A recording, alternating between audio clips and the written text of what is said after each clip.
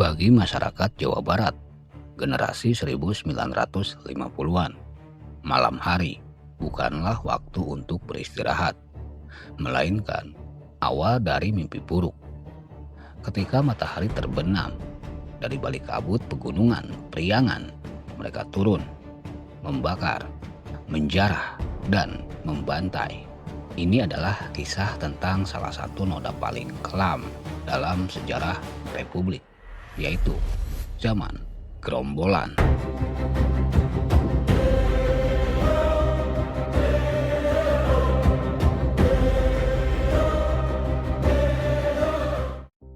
Agustus 1945, Indonesia memproklamasikan kemerdekaan. Namun bayi Republik ini langsung didera oleh cobaan berat. Pada tahun 1948, Perjanjian Renville memaksa pasukan elit TNI Divisi Siliwangi untuk mengosongkan Jawa Barat dan hijrah ke wilayah Republik di Yogyakarta. Kekosongan kekuasaan di Jawa Barat ini dimanfaatkan oleh seorang tokoh politik dan keagamaan karismatik, yaitu Skarmaji Marijan Kartosuwiryo. Dia menolak untuk tunduk pada hasil perjanjian Renville yang dianggapnya sebagai bentuk menyerah kepada penjajah Belanda. Kartosuwiryo memilih bertahan di Jawa Barat bersama ribuan milisi bersenjata, Hizbullah dan Sabilillah. Bagi Kartosuwiryo, wilayah Pasundan kini menjadi tanah tak bertuan yang harus diselamatkan. Pada tanggal 7 Agustus 1949, di sebuah desa terpencil di Tasikmalaya, Kartosuwiryo memproklamasikan berdirinya Negara Islam Indonesia atau NII dengan tentara resminya bernama Tentara Islam Indonesia (TII). Inilah awal mula perseteruan berdarah antara saudara sebangsa.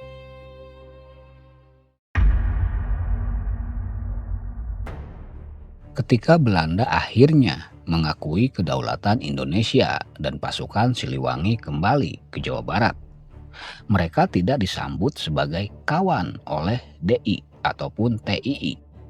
Bentrokan senjata pun tak bisa dihindari. Dua kekuatan militer kini memperebutkan wilayah Pasundan. Disinilah penderitaan rakyat sipil dimulai. Masyarakat Sunda kala itu menyebut kelompok DI ataupun TII ini dengan satu kata yang sangat mengerikan, yaitu gerombolan.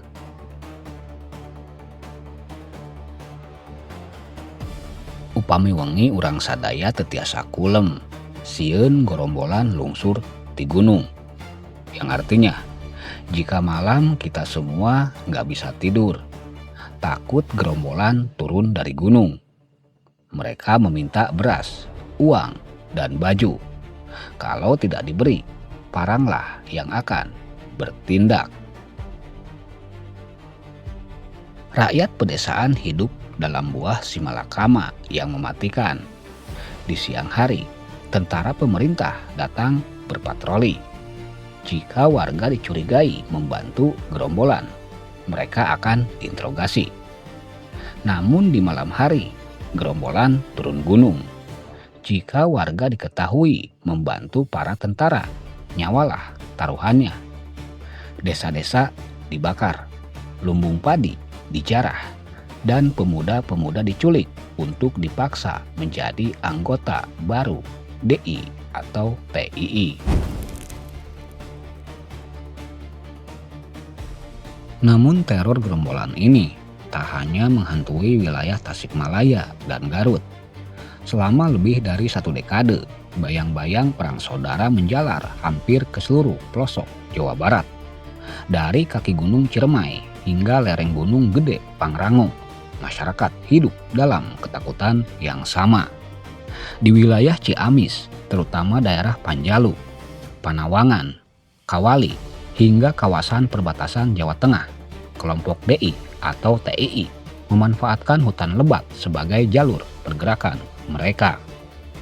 Di Kuningan, lereng Gunung Ciremai menjadi salah satu tempat persembunyian yang sulit untuk ditembus. Pos-pos keamanan desa dibangun, dan hampir setiap malam penduduk bergantian berjaga. Karena serangan dapat datang kapan saja setelah matahari tenggelam. Wilayah Majalengka juga tidak luput. Beberapa desa mengalami penjarahan hasil panen, sementara para pemuda dipaksa bergabung dengan kelompok bersenjata. Banyak keluarga memilih mengungsi demi menyelamatkan anak-anak mereka. Di Sumedang, terutama kawasan pegunungan di selatan, bentrokan antara TNI dan DI atau TII berlangsung berulang kali. Jalur-jalur pedesaan berubah menjadi daerah rawan penyergapan. Tidak sedikit warga sipil yang terjebak di tengah baku tembak. Bandung Selatan meliputi Ciwidey, Pangalengan, dan daerah-daerah pegunungan di sekitarnya menjadi arena perang gerilya yang sangat berat. Medan pegunungan memberi keuntungan bagi kelompok DI atau TII untuk berpindah-pindah tempat dan menghindari pengejaran. Kemudian di Cianjur dan juga Sukabumi, masyarakat menghadapi situasi yang hampir sama. Jalan-jalan antar desa sering ditutup karena alasan keamanan. Perjalanan yang seharusnya ditempuh dalam beberapa jam saja dapat berubah menjadi perjalanan yang penuh resiko. Bahkan hingga wilayah selatan Bogor, aktivitas gerombolan masih sempat tercatat. Kawasan hutan Gunung Salak menjadi salah satu jalur pelarian sebelum pengepungan besar-besaran dilakukan oleh pasukan pemerintah. Bagi generasi yang hidup pada masa itu, istilah zaman gerombolan bukan sekedar catatan sejarah. Dia adalah kenangan tentang malam-malam tanpa lampu, rumah-rumah yang ditinggalkan, suara tembakan dari kejauhan, dan ketakutan yang menghantui hampir setiap keluarga di pedalaman Jawa Barat.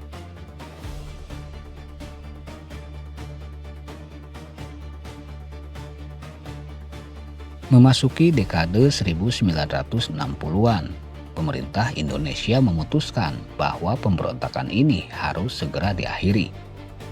Di bawah komando Letnan Jenderal Abdul Haris Nasution dan Panglima Siliwangi Kolonel Ibrahim Aji, dirancanglah sebuah strategi militer defensif terbesar yang dinamakan Operasi Pagar Betis.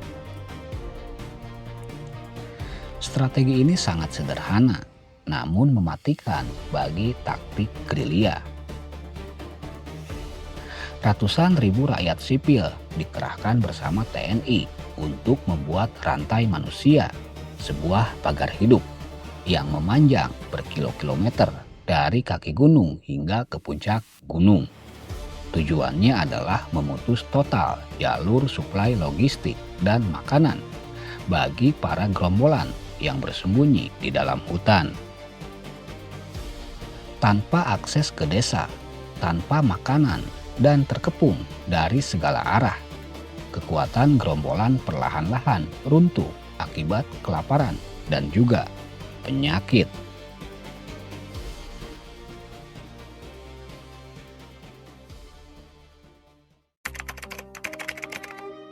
Tanggal 4 Juni 1962, di lereng Gunung Geber, Garut, sang Imam Sekar Maji Marijan Kartosuwiryo akhirnya ditangkap dalam kondisi lemah akibat sakit dan kelaparan. Penangkapan ini menandai runtuhnya tulang punggung gerakan DI atau TII di Jawa Barat. Setelah melalui persidangan kilat Mahkamah Militer, Kartosuwiryo dijatuhi hukuman mati. Pada September 1962, dia dieksekusi di hadapan regu tembak.